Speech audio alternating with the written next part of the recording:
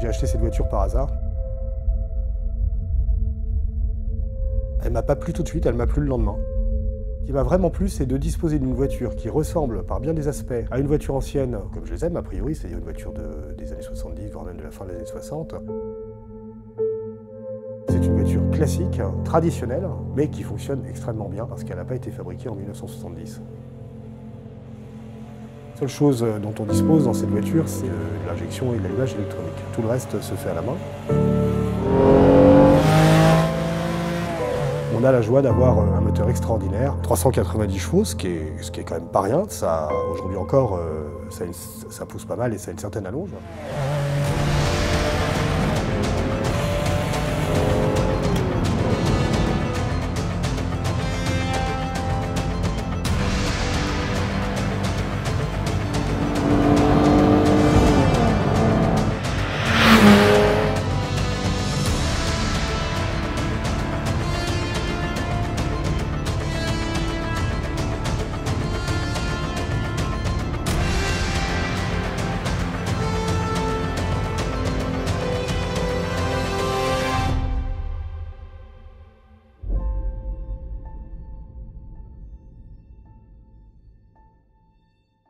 Alors, Testarossa en quelques mots. La Testarossa en quelques mots. Une sorte de mythe, un monstre sacré selon l'expression commune, et probablement une des voitures qui a le plus fait rêver les adolescents des années 80-90, qui l'avaient tous en poster au mur de leur chambre, probablement accompagné de la Countach, même si finalement la Lamborghini Countach et la Ferrari Testarossa, qu'on a souvent tendance à comparer, sont fondamentalement très différentes l'une de l'autre, particulièrement dans l'usage et l'expérience qu'elle propose. Donc la Testarossa est présentée en octobre 84. La voiture est très modernisée dans son ensemble et finalement beaucoup plus pratique à utiliser en dehors de cette largeur à laquelle il faut s'habituer. Une grande amélioration des aspects pratiques de la voiture finalement. C'est ce qui ressort à l'usage d'une Testarossa en fait, comparativement à une BB 512. La Testarossa va évoluer, elle deviendra 512 TR grâce à de nombreuses modifications esthétiques et quelques modifications techniques, puis 512M. Cette lignée s'éteint en 1996 et est remplacée par une toute nouvelle, la 550 Maranello, qui ressemble beaucoup plus à ce qu'était la Ferrari Daytona qu'aux précédentes moutures à moteur central arrière. En effet, la 550 Maranello revient au moteur avant, boîte de vitesse à l'arrière comme l'était la Daytona, et finalement propose une synthèse qui s'avère probablement, dans le cadre d'une utilisation régulière, plus pratique que les voitures à moteur central. Et depuis, les Ferrari à 12 cylindres de grand tourisme sont restées les voitures à moteur avant.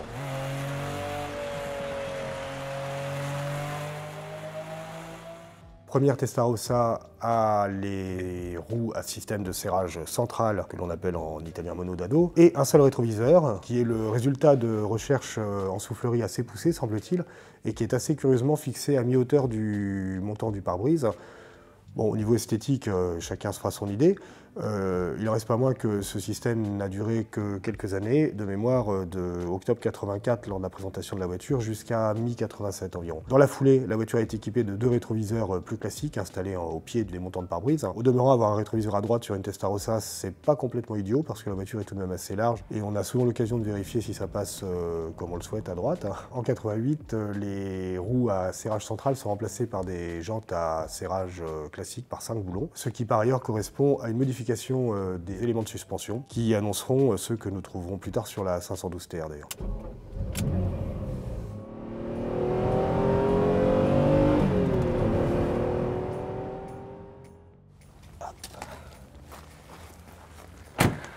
Salut Nicolas. Salut Samuel. Tu vas bien? Ça va et toi? Impeccable. Très bien. Alors qu'est-ce que tu as sorti de la conciergerie aujourd'hui? Bah, une Testarossa, tu vois bien? En plus c'est Une la Ferrari tienne si je dis pas de bêtises. Oui, c'est la mienne, oui. C'est Effectivement. super. Donc ça c'est une auto qui est en conciergerie chez nous. Ouais, à Paris. À Paris et que tu as depuis maintenant... Celle-ci, je l'ai depuis 10 ans. Ok, d'accord. Ouais, 10 ans. Super. T'as déjà roulé là-dedans? J'ai jamais roulé là-dedans. J'ai Non. toujours été intrigué par le design et le truc que je peux dire en la voyant en vrai, c'est que finalement c'est avec mes goûts, je la trouve plus belle en vrai qu'en photo. En photo, j'ai toujours trouvé... alors, moi, c'était les grilles avec lesquelles j'ai toujours eu un peu de mal, notamment sur les feux arrière.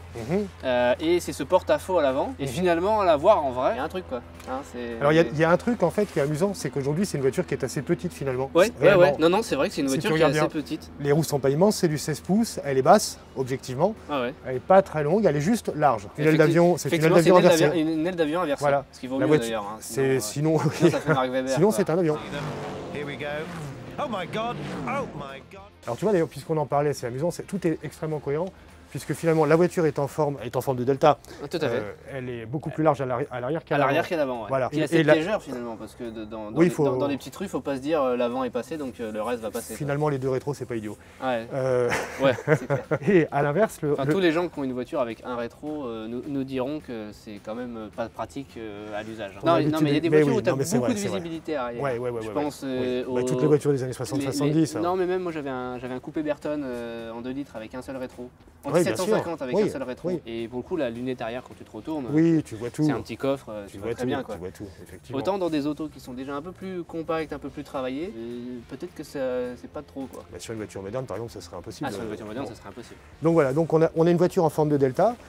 On a un habitacle qui, au contraire, lui, se resserre vers l'arrière, qui libère donc ces espaces latéraux d'ailes plates en forme d'aile d'avion inversée. À défaut de générer de l'appui, il y a un tout petit peu de déportance, donc d'appui. À l'avant, il y a à peine un peu de portance. C'est la seule concession à l'aéro visible, il y a quand même une sorte de spoiler. Et le grand nez, en fait, c'est justement pour loger ce spoiler et aussi un coffre. Ce qu'on n'a pas dans les Ferrari. Ce qu'on n'a pas dans les Ferrari précédentes, mais on en parlera tout à l'heure. Et on voit rien là-dedans, non? Ah, détrompe-toi. Moi, je pense au contraire que dans cette catégorie de voiture, c'est probablement une de celles dans lesquelles on voit le mieux. Ça me paraît surprenant, mais bon, tu feras le constat tout à l'heure. Moi-même. Non, peut-être qu'en dehors de ces... Parce que ça me paraît finalement, en fait,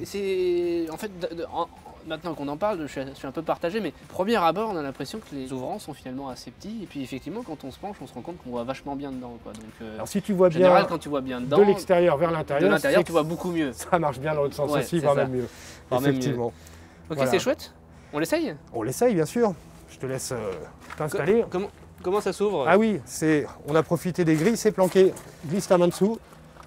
Eh oui. Alors parce qu'effectivement, avant, sur les générations précédentes, on avait une espèce de petit loquet qu'on faisait tirer. Effectivement, voilà. Et là, on a parfois un bouton poussoir sur certaines. Étant donné qu'on a de la place, regarde, puisque c'est pas de la décoration tout ça en réalité. Hein. C'est vraiment du guidage. C'est de l'aéro. Y compris là, tu vois, où tu as une lame intérieure qui sert de déflecteur pour envoyer l'air vers les radiateurs d'eau et d'huile. En fait, c'est une prise d'air NACA. Eh bien, si je referme la porte, puisque maintenant tu sais comment on l'ouvre, c'est une prise d'air NACA qui crée une dépression. Nicolas, on a assez discuté. Ouais, moi, j'ai très envie d'aller l'essayer de cette auto. Très bien.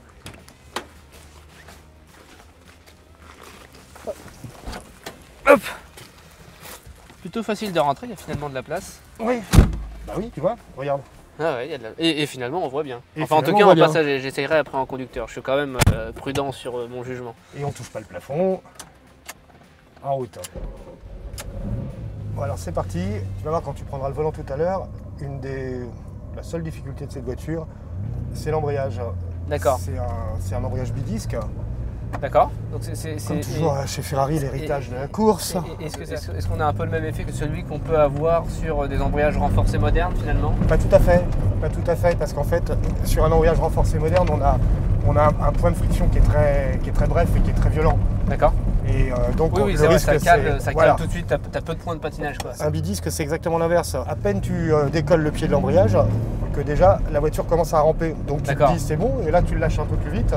Et là, tu colles les deux disques et la glace. Et là, t'éteins la voiture. Là, bon, tu cales et tu t'en rends pas compte. Voilà, il te faut 2 dixièmes de seconde. Oui, parce que en fait, je rebondis sur ce que tu es en train de dire, mais c'est vrai que assez bizarrement, cette auto semble assez silencieuse au premier abord de l'intérieur et au ralenti. Quoi. On entend quand même un petit peu le moteur. Ouais, bien sûr, mais ça reste. La preuve, on est en train de discuter sans hausser la voix. C'est un gros tout doux ce moteur à bas régime. Oui, c'est ça. C'est rigolo dans le comportement. Ça a l'air d'être très rond et finalement coupleux, quoi. C'est très coupleux. C'est la caractéristique première de ce moteur, c'est terriblement coupleux, tu repars sur n'importe quel régime. Tu vois là je suis en seconde, j'ai 2000 tours, hop, je mets la 5e. Je tombe à 1000 tours. Et donc ce qui est assez rigolo, c'est qu'on passe des dodanes et la première remarque c'est qu'on les passe à allure normale, donc comme quoi la voiture n'est pas trop basse en définitive. Ouais, il faut quand même faire un tout petit peu gaffe. Oui, parce que t'as une lame le nez, et t'as un peu de porte-à-faux peut-être à l'avant, c'est ça? Carrément, oui. Mais bon, ça reste quand même... totalement gérable, quoi. Ça reste tout à fait gérable, effectivement. Et le deuxième aspect que je remarque, c'est quand on passe à un Dodan, on n'est pas secoué dans tous les sens, quoi. C'est ça. L'auto n'est pas si rigide, finalement. On a Ouais. presque l'impression d'être dans une grosse GT, Nicolas. Ben, c'est très exactement ça, en fait. La dernière représentante de l'idée qu'on se faisait des voitures de grand tourisme dans les années 50-60, quand on essayait de faire des voitures de sport, mais que l'on voulait utilisables. En fait, elles l'étaient rarement très facilement. Elles étaient souvent bourrées de défauts. Bien sûr. Et l'idée de passer le moteur à l'arrière, toujours l'enseignement de la course, etc. Une façon de faire les choses à laquelle était très attaché Enzo Ferrari lui-même et ensuite ses ingénieurs, à pas simplifier les choses pour la bébé par exemple. Bien sûr. La première a utilisé un 12 cylindres à plat. Oui, parce que la bébé, alors c'est que pour avoir roulé dans une bébé, le comportement sont totalement différents, alors que c'est des autos qui sont finalement sur le papier assez proches. Sur le papier, elles sont assez proches et dans les faits, elles sont très différentes. Effectivement, la bébé était beaucoup plus sport, beaucoup moins voyageuse dans un sens. Ouais, c'est ça. Déjà, elle était moins bien foutue parce qu'il n'y avait pas de coffre à bagages, pour ainsi dire. Dans la bébé, tu as tous les inconvénients d'une voiture à moteur central arrière, à savoir une quasi absence de coffre, du fait qu'à cette époque-là, tout le bazar de refroidissement, radiateur, ventilateur, etc. était à l'avant, donc prenait la place d'un coffre à bagages. Bien sûr. Tu avais toute la chaleur Oui. en été du refroidissement qui pénétrait plus ou moins l'habitacle. Tous ces défauts ont été réglés dans la Testarossa en reprenant les avancées de la course, de la compétition automobile. Donc, le premier à avoir pensé à faire ça, c'était Lotus. Colin Chapman avec la Lotus 72, où ils avaient mis les radiateurs dans les pontons latéraux.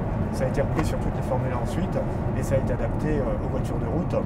Bon, la première, objectivement, honnêtement, c'était la Countach. Mais ça marchait pas très bien, d'où les deux grosses boîtes à air. Et là, on a réglé tous les défauts. On a de la place, la voiture est large, du fait que les radiateurs sont dans les pontons, enfin dans les flancs, derrière les portes. On n'a plus de problème de température communiquée à l'habitacle. Et on a donc De la place dans le coffre avant. une place largement suffisante pour deux. Ce qu'on n'avait pas dans les 308, 328. Alors la 308, elle s'en sort à peu près parce qu'elle a un moteur en travers, donc il y a Un coffre à l'arrière, il y a un mais à coffre. l'avant, je veux dire. À l'avant, il y en a pas, t'as raison. Une Tout à fois fait. qu'on t'a mis la Tout à fait. galette de secours, Tout à fait, c'est plein. tu peux pas mettre grand chose. Non, tu mets rien. T'as déjà du mal à fermer avec la trousse à outils d'origine. Oui, qui Si est tu la assez- cales mal, Si tu l'as mal rangée, effectivement, elle rentre plus. et tu peux plus fermer le coffre. Et Donc, du coup, tu essayes de remettre le bocal de lave-glace là, qui est tout ouais, bizarre tout à et tout fait. mal foutu. Qui est Ouais. à moitié enclipsé Oui, finalement. Tu es sur une sorte de lame. Ouais, c'est ça, et tu te exactement. dis, est-ce que. Attends, tu fais gaffe avant de fermer le câble. Bon, Absolument. etc.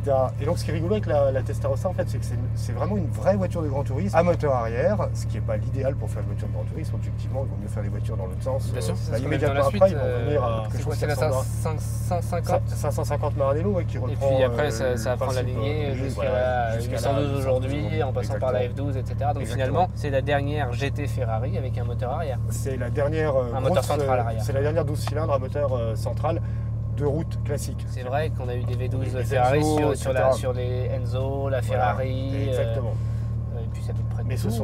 ce sont plus des voitures conçues pour être utilisées régulièrement. Si, il y a la F50 qui sort après la Testarossa. Et parallèlement à la Testarossa, il y a la F40, Ouais, qui c'est ça. est une voiture de course Mais qui plus n'est ou moins pas un V12. Qui pour qui le est un coup est un V8 V8 biturbo. biturbo, ouais, c'est et ça. qui est une voiture plus ou moins adaptée à un usage routier, plutôt moins que plus. Ensuite, la F50, qui est une sorte de Ça. laboratoire avec sa coque carbone, si mes souvenirs sont bons. Ouais, c'est ça. Alors qu'une Testarossa, pour en revenir à celle-ci, c'est une voiture prévue pour être utilisée.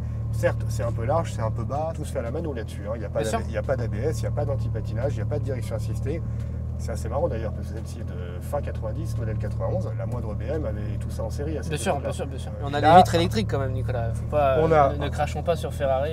Ne crachons pas dans la soupe, on a des vitres électriques qui sont d'une lenteur exaspérante, mais qui fonctionnent. On a un chauffage assez amusant et qui marche très bien aussi. Enfin, les vitres électriques lentes chez Ferrari, c'est quand même un peu la maladie de ces années-là. C'est la maladie des voitures italiennes de cette Ouais, époque. c'est ça. Et par contre, ce que je remarque juste avant de prendre Oui. le volant, c'est que finalement, la finition intérieure, par rapport à 308, 328, même 348, on est sur quelque chose de beaucoup plus abouti, quoi. Je reprends la caméra à la main en essayant de pas toucher sur tous les boutons, mais Ouais. c'est effectivement, on est sur du cuir, quoi.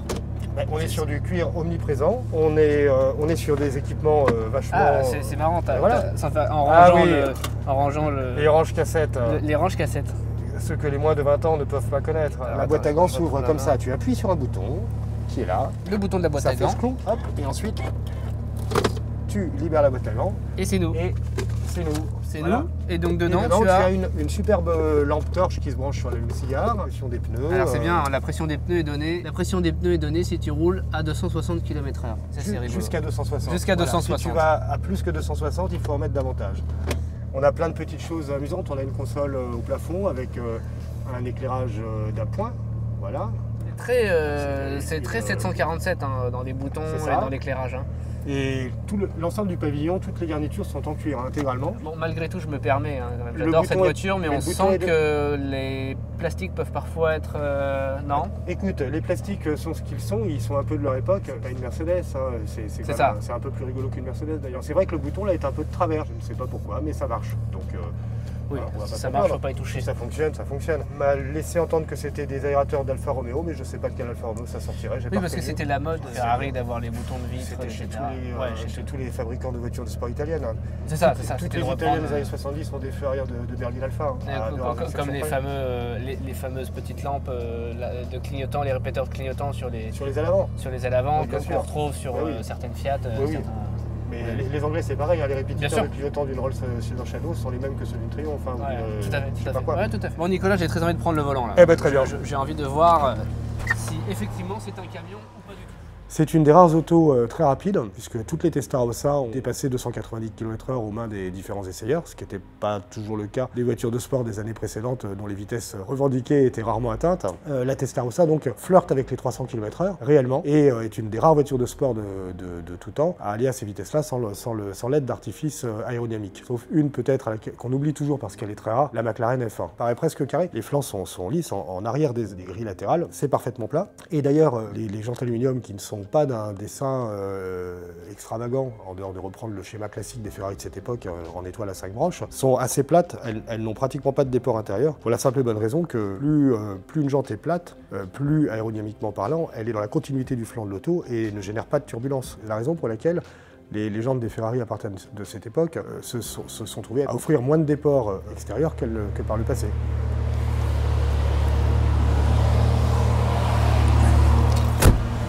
Hop.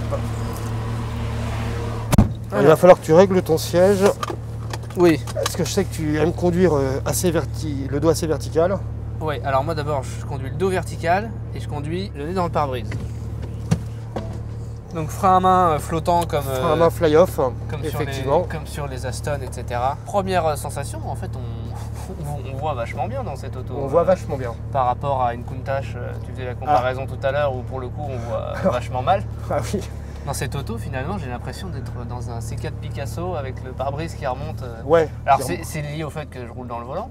Ouais. Mais, non, mais même en moi, fait je vois... on a une Non, super c'est très visibilité. agréable quand on se promène, on voit bien le ciel, effectivement. C'est très plongeant et finalement on a l'impression de voir juste devant la voiture. Ouais. Donc peut-être qu'à manœuvrer c'est pas si complexe que ça Tu en a l'air. tu lèves les phares pop-up et ça te donne le... Tiens, tourne le bouton là, tu vas voir. Encore un coup. Et voilà, tu sais où est l'avant de la voiture. Et tu sais où l'avant et finalement il est juste devant. Il est juste devant. Tu rajoutes 15 C'est bon cm signe, et bah, c'est plutôt mieux. Alors moi j'ai juste envie, voilà. Moi, la chose que je veux regarder, c'est que depuis que j'entends parler de cette auto, qu'on me parle de cette auto, que des gens qui ont eu un copain qui avait une Testarossa Ouais. m'en parlent, tout le monde me dit c'est un camion, c'est inconduisible, c'est lourd, etc. etc. Ouais. Et du bout d'essai qu'on en a fait, des premiers mots que tu en as dit, c'est Mhm. pas le cas. Et je pense que le plus simple, c'est quand même que je regarde par moi-même, si tu es d'accord. Comme disait l'autre, serre-t'en une part et fais-toi une idée. C'est ça, serre certains une part et fais-toi une idée. Bon, en attendant, t'as pas calé. C'est vrai qu'il y a une légère Il y a une- oui, j'ai Légère triché, déclivité qui j'ai nous laissé, aide. j'ai laissé la voiture partir toute seule. partir toute seule. Bon, mais tu vois, on sent pas très bien où ça mord. Hein. On sent pas très bien où ça mord, c'est vrai. Voilà. Mais par contre, une fois que c'est parti,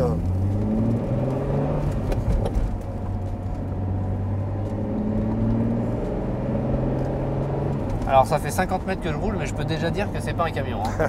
Regardez. Avec le pouce et le doigt, je manœuvre la voiture. Finalement, beaucoup plus léger qu'on s'imagine. Ah oui. Ah ouais. Super sympa. Donc là, je suis en troisième. à 2200 tours. La pédale de frein est pas très agréable. Oui, quand tu conduis sportivement, quand tu prends le pied, le frein avec la pointe du pied, le talon est exactement sur la pédale d'accélérateur et au bon niveau. La course morte te permet Ouais. d'avoir des talons points de facilité. Exactement. Et donc là, je suis en 3, ouais, c'est surprenant. Hein. Alors c'est rigolo, on n'a pas de coup de pied au cul, mais alors par contre, ça... Ça pousse sans s'arrêter. super Et ça. pourtant, tu as l'habitude de bagnoles qui font 200 chevaux de plus. Voire plus, mais là c'est super. Putain, quel kiff. C'est gros couple. Ah, c'est gros couple, c'est tout rond mais tout plein quoi. C'est ça. C'est plein du début vraiment, jusqu'à la fin. C'est très rigolo. Là, je suis à 2000 tours en troisième, vous voyez, pas très vite, on est à 60 km/h. Et je mets le pied dedans et la sensation qu'on a, c'est pas d'être propulsé, mais par contre, si jamais on se penche quelques secondes, on regarde le moteur, on se rend compte que finalement, ça grimpe quoi. Ben, ça grimpe. En fait, ça grimpe même plus vite qu'on ne le ressent. Ouais, On a c'est ça, un peu ça, l'impression d'avoir libéré un gros élastique. Ouais, exactement. C'est exactement ça la sensation. Ça me fait penser un peu à une boule de bowling. Ça glisse, On crée de l'inertie. C'est ça. Ça glisse avec un petit bruit sourd. Ouais. Ça ne s'arrête jamais quoi. Ça ne s'arrête jamais. Alors ça prend pas beaucoup de tours en fait, hein. Les chevaux sont à 6003 et je crois que la zone rouge est à 6008. Et objectivement ça sert absolument à rien de prendre 6500 tours. Mais on n'a même pas envie de... Enfin, je suis désolé, j'aime bien rouler dans les tours, mais là en fait j'ai pas du tout envie de... Ça me donne pas envie de monter plus haut que 5500, 6000 quoi. Ah ouais c'est finalement. ça, 5005. Tu vois là je suis à 3000 tours, le rendement est fort et voilà, on a cette sensation de... Et ça part quoi. Ah c'est super ça. Ça c'est super. Comme ça commence tôt, ça pousse longtemps. Ça se pose sur son train arrière de manière très agréable et tu ne perds jamais l'avant avec cette auto. Enfin, en conduite routière En conduite normale. routière, ouais, bien sûr. Circuit, c'est vraiment pas fait pour, mais Ouais, grâce parce que au c'est trop couple, lourd, non? c'est les freins qui lâchent très vite, Ouais. Alors c'est vrai que sur les freins, alors moi droite. j'ai quand même une pas si mauvaise surprise sur le freinage. La voiture est présente quand même. Oui, je veux dire, à ces vitesses-là, oui, ça va. j'ai pas fait de freinage d'urgence. La pédale est quand même le répondant qu'on s'attend il y a d'avoir. il C'est y a pas de l'attaque et du mordant. Camion hors notre camion. pas camion. Mais vraiment pas camion. En fait, ce qui est surprenant sur cette auto, c'est l'embrayage. Parce que même quand tu fais justement un talon de pointe comme ça, tu sais pas exactement où tu retombes, C'est ça. à quel moment tu es... Bon, en fait, tu t'y fais vite, mais quand tu la découvres, tu as quelques hésitations. La très bonne surprise de cette voiture, c'est le fait qu'elle soit finalement très ronde et très douce, Ouais. beaucoup plus que la manière dont on nous la présente. C'est Vous voyez, une je auto suis paradoxale. actuellement à 20 km/h et je manœuvre l'auto à une main et sans faire d'effort. Vous avez bien vu que j'étais pas le roi de la fonte, donc normalement tout le monde peut y arriver à peu près. Quoi. Normalement, tout le monde peut y arriver. Et finalement la position de conduite, plus le fait qu'on ait une grande visibilité, plus le fait que la voiture soit souple et à première vue, même en réaccélérant en sortie de virage, on n'était pas à l'attaque, mais elle semble pas très traître comme Ah, elle auto. n'est pas traître du tout. C'est ça, hein, elle est pas... Elle n'est pas traître du tout. Bon, à partir du moment où on sait conduire, évidemment. Alors ça c'est amusant. On est à l'arrêt parce qu'on doit laisser passer un avion. C'est très rigolo. Il y a quelque chose qu'on retrouve dans cette auto qui relève vraiment du plaisir assez brut. Tu fais quoi avec la machine en fait? C'est Ouais. toi qui la commande. Malgré Quand tu- le fait que ce soit une grosse GT. C'est une grosse GT, c'est une grosse auto, c'est une voiture rapide, c'est une voiture qui est très utilisable malgré tout, mais c'est aussi une auto sans assistance. Quand tu manies le levier de vitesse, tu sens que tu manies des tringles qui emmènent dans une pignonnerie, dans une boîte. Quand tu appuies sur les pédales, tu es en contact, tu vois bien que tu tires sur un câble quand tu appuies sur l'accélérateur. Et tu sens bien que Voilà. tu sens vraiment la dureté de la pédale. Exactement. Tu sens le moment où ton maître cylindre vient presser le... Exactement. Tu le sens la liquide de course frein, morte, quoi. tu sens Ouais, tout à fait. le ressort. Et quand tu tournes le volant, par exemple à l'arrêt, là, et tu sens le petit jeu mort de la Tu sens que t'es normale à de l'arrêt. la. Tu sens que tu es à l'arrêt. Là, tu sens Parce que t'es à qu'effectivement, le camion, c'est peut-être les gens qui sont montés dedans dans un salon de l'auto Oui, et quand on et qui ont essayé de tourner le volant. Parce que là, pour le coup, je vous confirme que c'est dur. que j'ai pas envie de faire un créneau. T'as mis le frein à main? Non. Merci. Bon ben voilà.